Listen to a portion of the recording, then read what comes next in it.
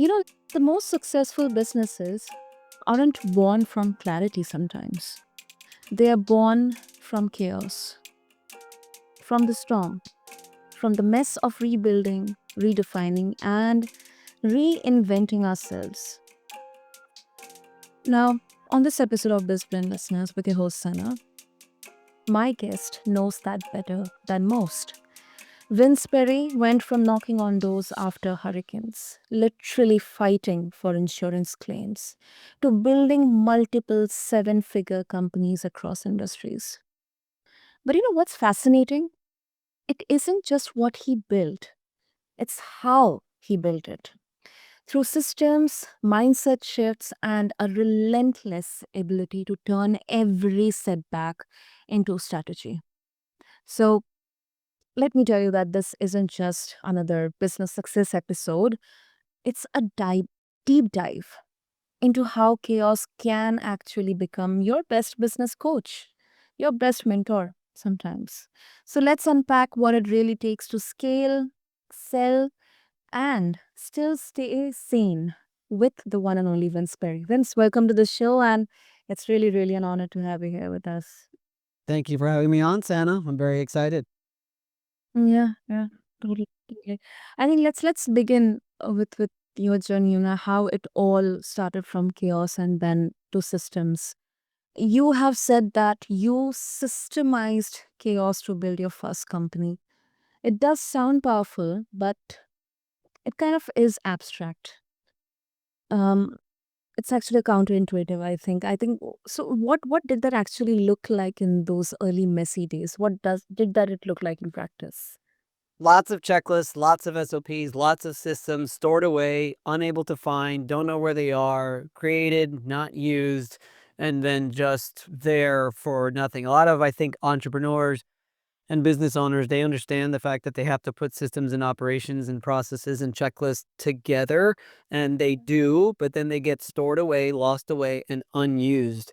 Where that's where the leadership part of systems and operations comes in, where you have to hold your team accountable to make sure that they're actually using the systems and the processes and the checklists that are created. Hmm. It's too. I mean, it's good to be on paper, but um, kind of the fault line happens when it comes to the execution part. Definitely. Mm-hmm. And when did you realize that the chaos wasn't something to eliminate, but something to structure around? Well, when I had thought that I had put all the systems and processes together correctly, and then I was a public adjuster. We had a public adjusting firm, and a hurricane hit, and all of a sudden everything went out the window. And it's like Mike Tyson used to say, "Everyone has a plan until you get hit in the face." It's kind of the same where I thought we had a plan. I thought everything was going to be fine. And then we got hit in the face with a hurricane and it all just went out the window and it was just complete chaos. And quite frankly, I blame that on myself. Leadership, when you're a leader, you have to maintain control over your emotions. You have to be that rock that everything is okay and everything is under control. And that comes with personality that you're born with, but also with practice of going through adversity. And at the time I was pretty young, and the hurricane hit, and it was a little bit too much chaos for me. And I think that's probably subconsciously the rest of the team saw that I was a little out of whack, and everything just sort of became out of whack as a result of that. So, I know there was systems and processes and all of that, but if it starts at the top, and if leadership is not maintaining emotional control, then it all sort of falls apart from there. Mm. I think that really speaks of mental strength because, as you mentioned, um, everything looks fine until we with the reality in there. Everything like looks goes against us or it's all messy. Then we get to understand where exactly is the loophole. And I think it's a shift because most founders they try to escape the chaos, not integrate it. But I think what you're saying it's a part of the formula, and I love that shift. Yeah, mental toughness. The definition of mental toughness is the ability to control your thoughts. And what separates the greats from the goods. So I was avid tennis player my entire life. I played college tennis. I was a tennis coach, and I trained and coached a lot of elite athletes. And one thing you'll notice, what separates Novak Djokovic, Serena Williams, Roger Federer, what separates them, literally what separates the number 1 and the number 2 from the number 5, 6, 7, even within the top 10, I think it was Serena Williams that said it, and it's having a short memory. So again, it goes back to mental toughness is the ability to control your thoughts. How long are you going to actually dwell in the past? How long are you going to actually dwell in a mistake? How long are you going to actually dwell in the fact that you just lost a point in tennis that you should have won? It's the ability to forget that and get back to the present and get back to your ultimate goal that you want to get to and literally forget it. Not say you forgot it and still kind of be upset that you did that, but you have to just go back, focus in the moment, and keep moving forward. So it's a short Compart- memory, yeah, compartmentalize your medicine. not even compartment, getting it out of the compartments completely and focusing on what you're supposed to be focusing on. Mm. Yeah, that's interesting. Very interesting. Now let's shift to from building business to selling, with or without, especially without the founder. Now, this is a kind of, a gap, because many entrepreneurs struggle to let go, especially if, their identity is completely tied up with the existence, the functioning, the very soul of the company. How do you teach detachment without killing their drive? I think that we need to change the mindset a little bit of how we look at our business. Everywhere you go where you get business coaching and people are giving you all the tactics and strategies to scale your business, it's always about generating more revenue and making more money and scaling this part and scaling that part, when it doesn't really teach you how to actually look at the valuation of your business. One of my goals is to try to convince the entrepreneur and the business owner to look at their business like an asset, to look at their business like an investment, sort of like the way you look at real estate. You buy an investment property, you work in it to make it look nice, to change the floor and increase its value, and you put some work into it, and then you just sort of let it sit and you let it increase its value over time. And that's the way I believe people should start looking at their business, as an investment, as an asset that they're going to put together in a way that they can ultimately increase its value to a point that they can sell it in 5 or 10 years, not something that they're going to be working in for the rest of their life. Now, some people get into business because they don't want to work for anybody. So they don't mind owning a business and having a job sort of at the same time so they don't have to work for anybody. And that's fine, but even that, if you have any drive whatsoever and any kind of ambition, and most business owners do, you're gonna continue to try to find ways to grow it and to scale it and to scale it and to grow it. But that's almost like a never-ending process. It's like the when you're out in the ocean, it's like looking at the horizon. The horizon just keeps getting farther and farther away. If you have an end goal in mind and you have the idea already fixed that in a particular number of years you're going to sell it, you want to try to increase its value as much as you can so that you can go ahead and make that transaction when the time is right. Private equity does it all the time. I mean, that's what private equity does. They are a group of investors that look at businesses that, have some holes to fill, but have a lot of potential. They put a set timeline on it, 5 or 10 years, and they're going to do what they have to do in those next 5 years or 10 years to sell it for X amount of profit than what they bought it for. So there's no reason why the solopreneur Mhm. can't do that either. Makes sense. Makes sense. And I think it is brave, but I think it also kind of can be exhausting. But I think definitely it is structured. It is also creating boundaries for ambition. Um, and also, you emphasize very strongly on the real world experiences, not theory. That is refreshing, definitely, Vince, but it can be also risky. How do you stay adaptable without getting stuck in your own playbook? Because Times change, situations, conditions, things change. I mean, I gotta be honest, I think it still comes down to mindset. In regards to mindset, one thing that I've noticed that separates the most successful business owners, entrepreneurs from the rest is a very, very particular, tough, confident mindset where the only way you're going to be able to battle through the negative pitfalls of growth and experience is by having that strong mental toughness, that short memory, that ability to control your thoughts to continue moving forward. Ultimately, that's what it comes down to because it's very, very easy to quit. It's easy to just go the other way than what you've been planning. It's those that like one of my favorite movies, Rocky, right? Rocky Balboa just gets hit, gets knocked down and keeps getting back up and keeps moving forward and keeps getting after it. And ultimately, that's what entrepreneurship is like. And your best learning experiences are going to come from your failed experiments and failed experiences. And it's just what separates the rest from the rest is being able to keep a positive mindset, have that short memory, and keep moving forward. I mean, I firmly, firmly believe that. I know it sounds a little cliche, and that's what everybody says, but really what it boils down to. It's I can't explain in words how difficult it is to really be a successful entrepreneur for a long time. Like the longevity of it is probably the hardest part. I'm very proud to say that I have not worked for anybody and have only worked for myself and ran my businesses as an entrepreneur for over 16 years now. Super awesome. Vince.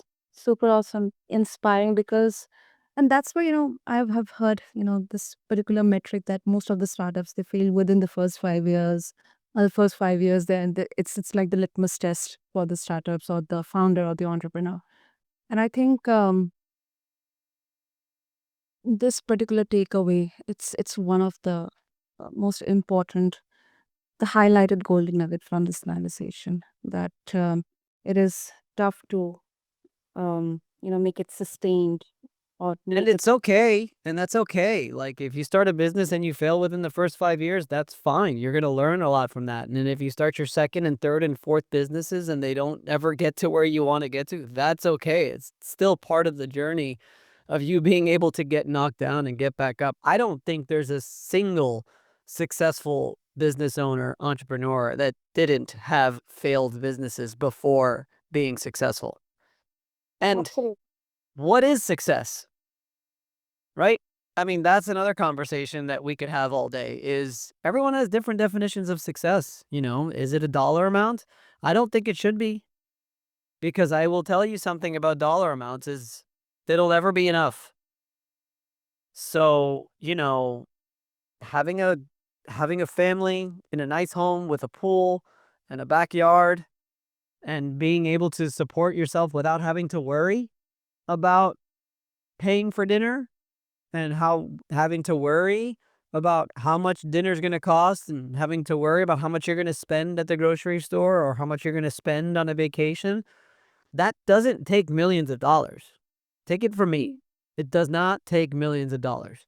I don't know where you're located, Santa, but here in the US, I would tell you it probably only takes a couple $100,000 a year, and it might seem like a lot, to some people who are listening, but it it's not that much. Like there is definitely a way and a path to get there.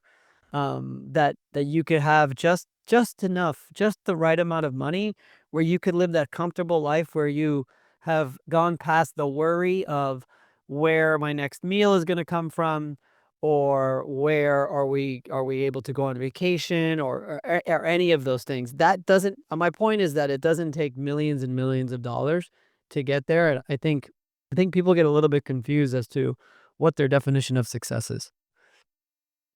That's very well said, and that's really really thoughtful. And I think I would absolutely agree with you. I mean, irrespective of whosoever is in any of the location. But I think um, some of the most basic needs and the Maslow's hierarchy that we talk about, um, it comes with very much strategic and I think with clarity and also a bit of mental strength as well. Oh yeah. Super. So Vince, before we wrap up, um, if I think my last question to you would be, do you think purpose should be built into the business model, or it is something that can be discovered through the journey? I think you just have to. I mean, I might be answering the question. I might not be answering the question, but I think I think sometimes purpose. I will answer the question. I think sometimes purpose comes later. Uh, Uh, I think sometimes if you only follow your purpose, you may not get to the success that you want to get to, which is the success that I just talked about. I have found that sometimes you realize the purpose after you start doing the thing. And you realize that you're really helping somebody and you're really doing something for others that's really good, and and that ultimately applies to your purpose. I think in order to really get through the mental hardships and the bad days, and quite frankly, entrepreneurship, it's a good day, bad day, all in one day.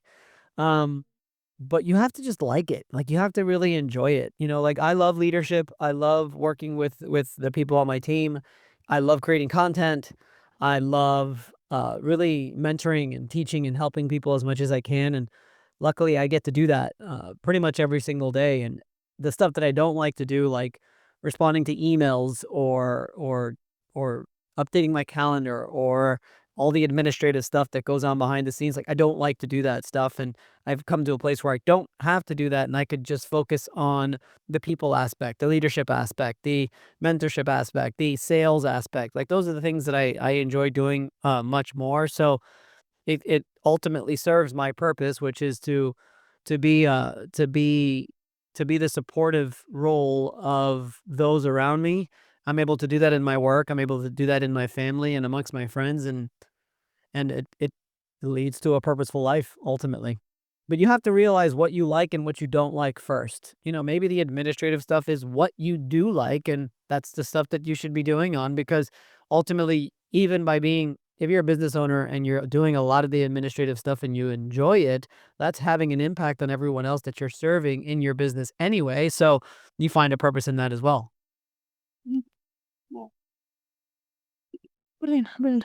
I think this has such a it has been a very straightforward, very clear cut conversation, Vince. So I'm very sure our listeners will be interested to explore more. So if they would like to connect with you, what would be the best way? I'm pretty much at Vince Perry or at Vince Perry official everywhere. My main avenue is definitely YouTube. So at Vince Perry Official, you'll find all of my content there in regards to business and scaling and selling and how to increase the value of your business. And I will also be conducting my challenge, which will be on a pretty much monthly basis. On the first week of January, we will be conducting a virtual 3-day virtual experience on how to. You must be a business owner already, but how to ultimately really unlock anywhere between 100,000 to $1 million in revenue. I'm sorry, in valuation of your business, simply by following my formula. Super, super. So listeners, go check out. I'll have all the links in the show notes. Do connect with Vince and check out his YouTube channel. Check out his challenge as well. And if you are listening right now and you're wondering how to build something sustainable, maybe the first step, it isn't another strategy call. It's maybe learning to trust that the storm itself is shaping your next system. So, Vince, thank you so much once again. Thanks for showing us what that looks like in real life. Thank you, Santa. I really appreciate you having me on. Totally, totally. And to all the listeners out there, thank you so much for tuning into BizBlend. And please remember, success isn't just about getting more, it's about becoming more. Until next time, keep tuning to BizBlend. This is your host, Sana, signing off. Thank you.